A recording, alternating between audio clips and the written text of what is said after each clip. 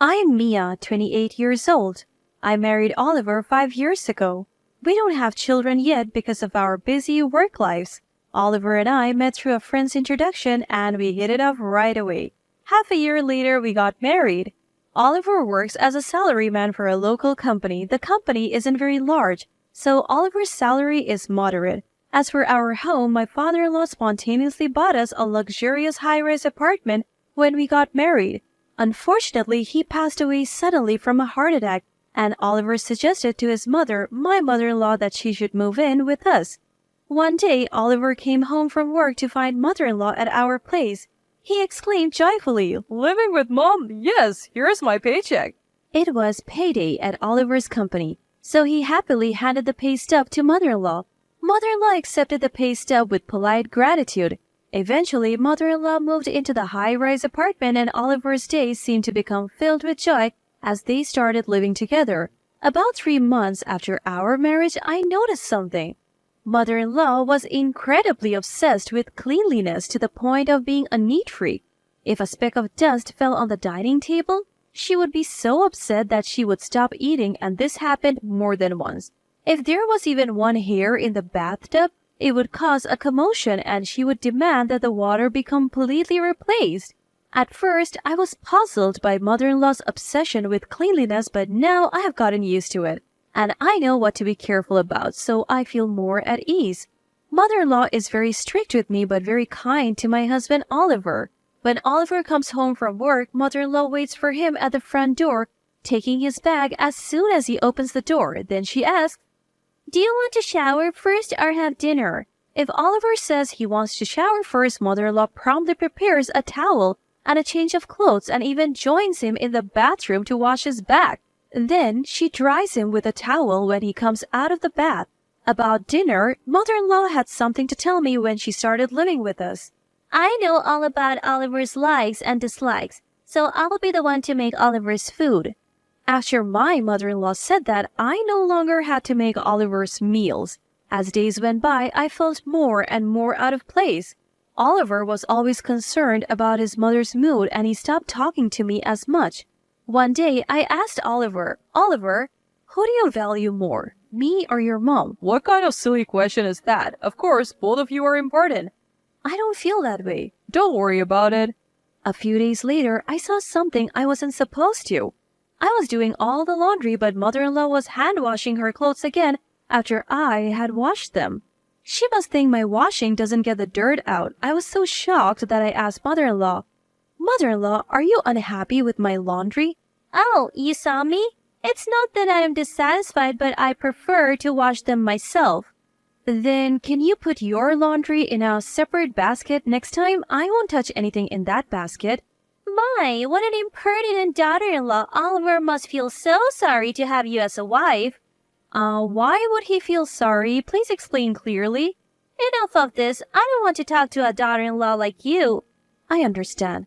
That night, I planned to talk to Oliver about mother-in-law when he got home, but as usual, mother-in-law was waiting at the entrance and they went straight to the shower together.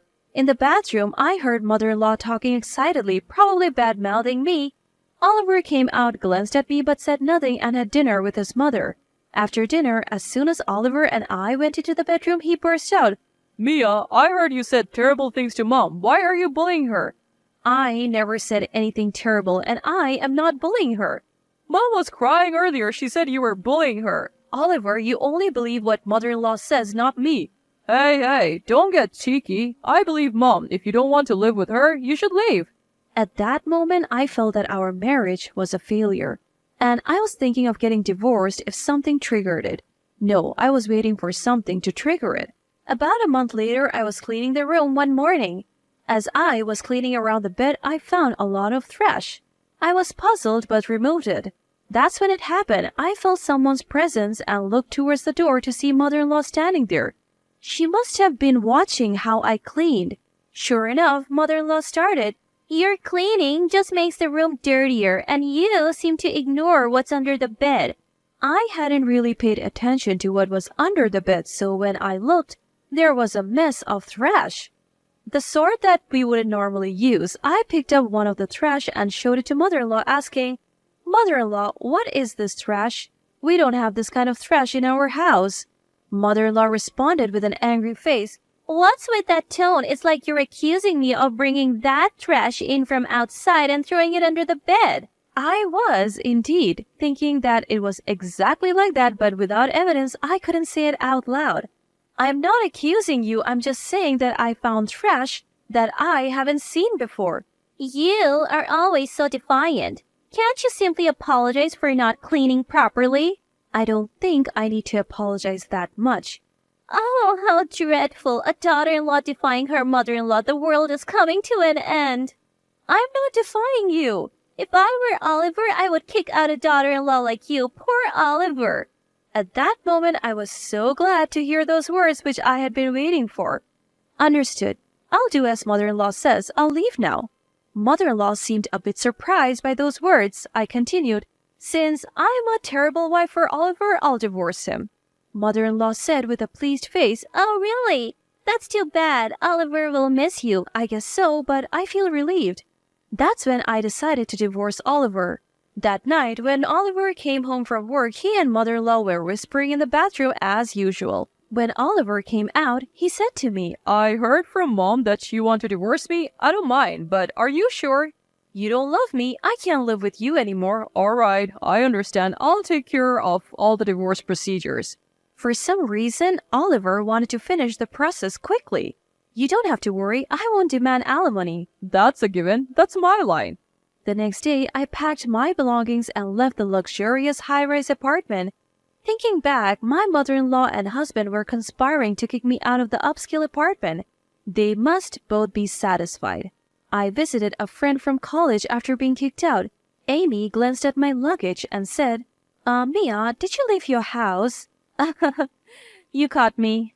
I could tell right away by your luggage. My friend was still single, so I asked to stay for a while. Sorry, but can I stay here for a bit? Of course, you can stay as long as you want. Thank you. I truly felt the importance of having a best friend.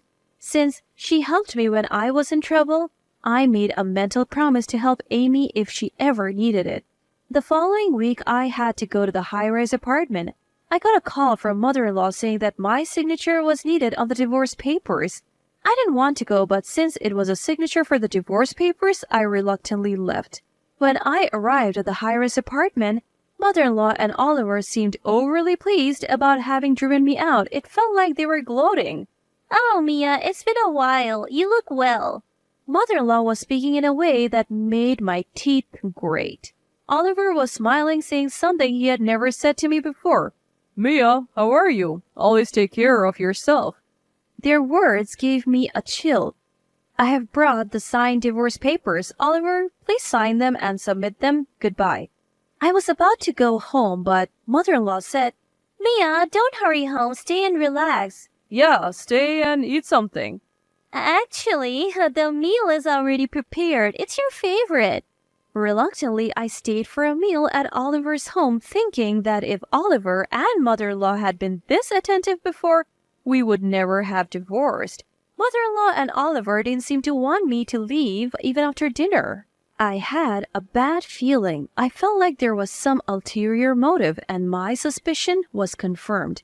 Mother-in-law said, By the way, Mia, Oliver's company has gone bankrupt and we have lost our income. About the compensation money in the divorce case. I felt like I understood the reason for today's unusual kindness when mother-in-law mentioned the compensation money in the divorce. We agreed to waive the compensation money in the divorce case, didn't we? I didn't say that. I didn't hear that conversation either. No, you definitely said it when I said I wouldn't claim the compensation money in the divorce. Oliver said it was obvious, and that was his line. I don't know what you're talking about. Do you have evidence? I thought these two are no good. Now they want the compensation money from the divorce and are going back on their previous promise. Reluctantly, I took 2 documents from my bag. They were the pay stubs of Oliver and me just before we separated. I had taken them with me when I left the high-rise apartment just in case. Here are Oliver's and my pay stubs. Please take a close look. My salary written on those 2 pay stubs was more than twice Oliver's. The company I worked for was very strict, but the salary was very good, and my college friends were envious. So what? Do you want to brag about your salary by showing us this? You are such a rotten woman, Oliver. It's good that you divorced her. Say what you want, but as you can see from these pay stubs, almost all the living expenses were covered by my salary. What are you trying to say? Moreover, Oliver spent all his salary on himself. What's wrong with me spending my own money? Is what this woman's saying true, Oliver? Oliver just makes a face as if he's bitten into something bitter and says nothing. What I want to say is that Oliver has never supported me financially as a husband. We were getting by on your salary, so what's wrong with that? No, it's not okay. Oliver, I asked you before to contribute some of your salary to our living expenses, didn't I? I don't know. That's right. Just like now, Oliver pretended not to know. Oliver, answer properly. If you respond like that, you will lose to this woman. And there's one more thing, probably something even mother-in-law doesn't know. What is it? Tell me. Oliver has a large debt from payday loans and the like, right? As I said this, Oliver clicked his tongue and looked away. Mother-in-law said, What about it, Oliver? Do you really have debt? Answer me. Oliver, still looking away, answered, Yeah, but I'll win it back with horse racing and pay it all off, so it's no problem. Oliver, how much debt do you have? Well, if I sell this high-rise apartment, it's enough to wipe out the debt. Oh, Oliver, how could you? Mother-in-law started crying at that. How about selling this high-rise apartment for your beloved Oliver, mother-in-law? Mother-in-law didn't answer and was only crouched down crying.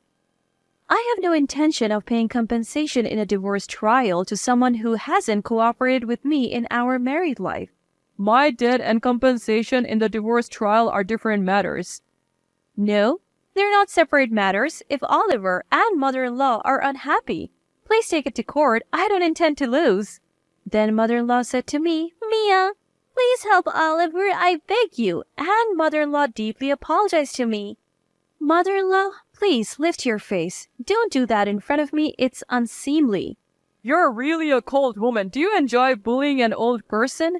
I am not bullying mother-in-law. I'm just telling the truth. Just leave. Don't ever come back here again.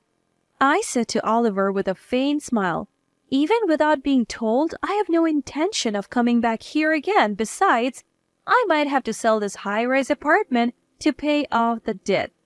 Shut up. Just leave. Oliver said excitedly, and I went home as if fleeing. After about 2 months had passed, Oliver's high-rise apartment was put up for sale as expected, and it seemed a buyer had been found. Mother-in-law and Oliver moved to an apartment near the high-rise building. Mother-in-law worked as a cleaner at a nearby hotel, and Oliver found a job at a nearby transport company, working hard every day. I found out thanks to my friend who checked for me. Now, I'm working hard, of course, but I have found another passion. I met a wonderful man at a coffee shop after work. He is very kind and always listens to my opinions fully. But this time, I'm not planning to get married easily. Having failed in marriage with Oliver, I'm thinking about carefully assessing my partner before marrying again. That said, we have been seeing each other almost every day recently. Meeting with him daily feels like it's recharging my energy for work. Today, since both of us have a day off from work, we are planning to visit the model room of a high-rise apartment. I want to live in a high-rise apartment overlooking the sea with him, sipping coffee on the living room sofa while gazing at the ocean. He says he wants to see the sunrise every day, and someday I think I would like to have a baby with him.